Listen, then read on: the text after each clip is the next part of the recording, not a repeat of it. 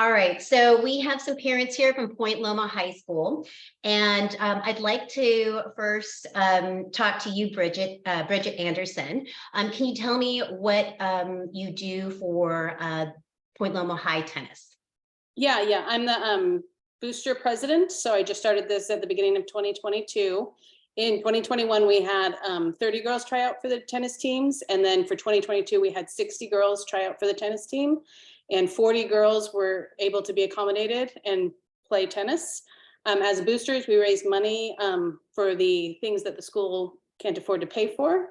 And we use Peninsula Tennis Courts from 6:30 to 8 because that's the time they're available to us to practice. And because there's 2 teams, then we do all 12 at once. One of the reasons that it's important that all 12 courts are in the same place is because that's the only time we can practice. And many parents had a girl on varsity and a girl on JV, and neither of the girls drove. And so they wouldn't be able to have both daughters play if there weren't the 12 courts in one spot. Mm-hmm. And did you mention before that you guys, as a contingency plan, if for some reason Peninsula Tennis Club was not available, did some research there? What was that like? Yeah, we looked at possibly using Barnes Tennis Center.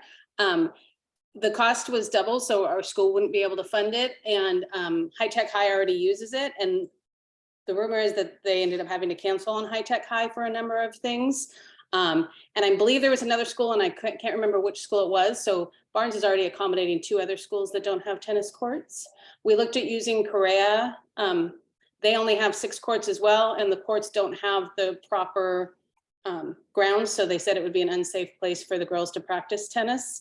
We've applied for some grants for tennis courts, but that'll take at least 8 years is what we've been told to get the grant, get the space, and get all the permissions from the school to get tennis courts. And so those have been all the things that we've tried looking at. We looked at the Cabrillo ones, but they don't have enough courts together. Neither do the ones on Catalina Drive. And the Balboa tennis courts are used by 2 other schools. So that's not an option either.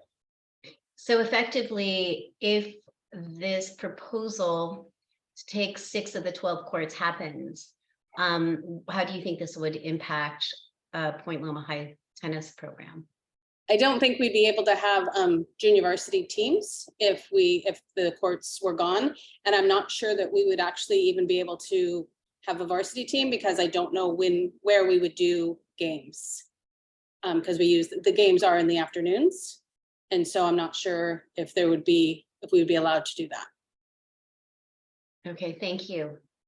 Mm-hmm.